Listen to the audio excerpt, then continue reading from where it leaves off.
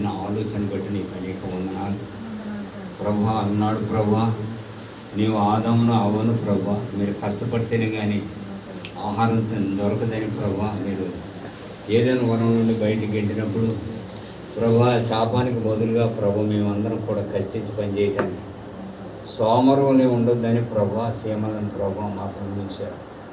అందుని బట్టి నీకు వందనాలు.